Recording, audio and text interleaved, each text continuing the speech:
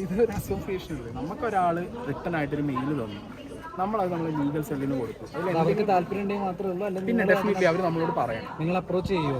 നമ്മൾ അങ്ങോട്ട് അപ്രോച്ച് ചെയ്യും. ഇപ്പോൾ ഉണ്ണീൻ്റെ കേസിനായപ്പോൾ നമ്മൾ അങ്ങോട്ട് അപ്രോച്ച് ചെയ്യും, ഇനി എന്താണ് പ്രശ്നം, എന്താണ് ആവശ്യം, നമ്മൾ അങ്ങോട്ട് ചോദിച്ചു. അങ്ങനെ നമുക്ക് വിസിബിൾ ആവുന്ന എല്ലാ കേസിലും നമ്മൾ ഇടപെടും. ഇല്ലെങ്കിൽ നമ്മളടുത്ത് ഇങ്ങോട്ട് വന്നാൽ നമ്മൾ ഡെഫിനറ്റ്ലി അതിൻ്റെ മെറിറ്റ് നോക്കി നമ്മൾ തീരുമാനിക്കും. ഇനി ഇങ്ങനെ ഭീഷണികൾ വന്നു കഴിഞ്ഞാൽ വന്നു ഭീഷണി വന്ന് ഒന്നും ചെയ്യാല്ല ബ്രോ. കാരണം ഇവരെ മുന്നിൽ ഒന്നും പിടിച്ചു വെക്കാൻ പറ്റും. നിങ്ങൾ തന്നെ പറ, ലക്ഷവും കോടിയും കയ്യിലുള്ളവന് എന്തെങ്കിലും ചെയ്യും. ഒരു വണ്ടി വന്ന് തട്ടിയിട്ട് പോയി എന്ത് ചെയ്യാൻ പറ്റും? ഈ ഉണ്ണിയാണെങ്കിലും ഞാനാണെങ്കിലൊക്കെ ഞങ്ങൾ ഈ കാറിൽ റോട്ടിൽ കൂടി നടക്കുന്നത് ഈ കാണുന്ന കോലം മാത്രം. അപ്പൊ ഈ കമ്മ്യൂണിറ്റിക്ക് ഇപ്പൊ എന്താ ഒരു വാല്യൂ ഉള്ളത്? അല്ല ഇപ്പൊ ഇനി എന്ന് വരും എന്ന് പറഞ്ഞാൽ ഇപ്പോഴും ഇതേപോലെ തന്നെ പറയുന്നത് എങ്ങനെ അല്ല, എപ്പോഴും ഞാൻ ഇനി എന്താണ് ഇനി ഫേസ് ചെയ്യാന്ന് പറഞ്ഞാൽ ഒരു ഇൻഡിവിജ്വൽ മനസ്സിലായി. ഒരു ഇൻഡിവിജ്വൽ ഇപ്പൊ നാളെ ഇനി ഒരു കേസ് ഉണ്ടായി, ഇപ്പൊ എനിക്കെതിരെ വന്നു വെച്ചാൽ ഞാൻ കേസിന് പോയി കഴിഞ്ഞാൽ എനിക്ക് ഫൈറ്റ് ചെയ്യാം അല്ലേ? അതൊരു ഇൻഡിവിജ്വലിന്റെ താല്പര്യമാണ്. അപ്പൊ നമ്മളിത് ഫോം ചെയ്തതിന് ശേഷം ഒരു ഉണ്ണീൻ്റെ കേസുണ്ടായ ഉണ്ണിക്ക് അത് ഇൻഡിവിജ്വലി പോകാൻ താല്പര്യമില്ല. നാളെ വേറെ ആൾ വന്നാൽ നമ്മൾ പോകും, മനസ്സിലായില്ല? നമ്മൾ പോകും, അത്രേ ഉള്ളൂ.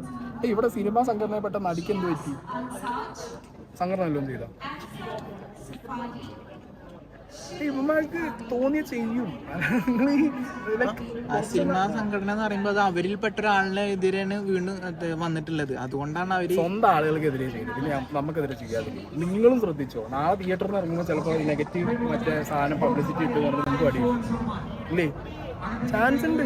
ഒരു ഭീഷണി, എത്ര ഭീഷണി, നിങ്ങളെ ഭീഷണിക്കോട് നിങ്ങളറിയാറില്ല എന്നുള്ളൂ. ഞാൻ ഈ റിയാക്ഷൻ വീഡിയോ ചെയ്യുന്നതാണല്ലോ, നിങ്ങളറിയാൻ തന്നെ നമുക്ക് കിട്ടാറുണ്ട്. ചേട്ടാ ഇന്ന സിനിമ ഇറങ്ങി, ഇന്ന സാധനം ഭീഷണി അടിച്ചിട്ടുണ്ട്, ആ ചാനൽ അത് കൂൾ ഡൗൺ ചെയ്തെന്ന് പറയും.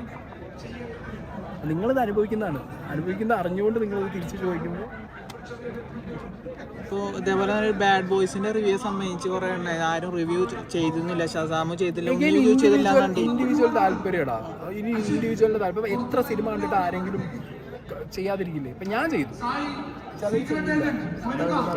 ഒരു ചോദ്യം, അതായത് സാധാരണ ധ്യാൻ ശ്രീനിവാസിന്റെ പടങ്ങളല്ലാതെ അശ്വിൻ ഗോക്ക് ഒന്ന് റിവ്യൂ പറയാണ്ട്, അത് നമുക്ക് അറിയാം ധ്യാൻ ശ്രീനിവാസിന്റെ പടം എന്ന ഒരു മെജോറിറ്റിക്ക് അറിയാം, അത് ഒരു വലിയ രീതിയിലുള്ള ഹൈപ്പുള്ള അല്ലെങ്കിൽ നല്ല പടമാവില്ല എന്നറിയാം. എന്നിട്ടും അറിയാൻ പറ്റും. അശ്വിൻ ഗോക്കും പറഞ്ഞിട്ടുണ്ട്, ധ്യാനും പറഞ്ഞിട്ടുണ്ട്, രണ്ടാണ് പരസ്പരം സംസാരിക്കാറ് ഇന്റർവ്യൂവിൽ തന്നെ പറഞ്ഞിട്ടുള്ളതാണ്. പിന്നീട് വീണ്ടും ഇതേപോലത്തെ റിപ്പീറ്റ് ആയ പടങ്ങൾ വന്നിട്ട് അശ്വിൻ ഗോക്ക് റിവ്യൂ ചെയ്തിട്ടുണ്ട്.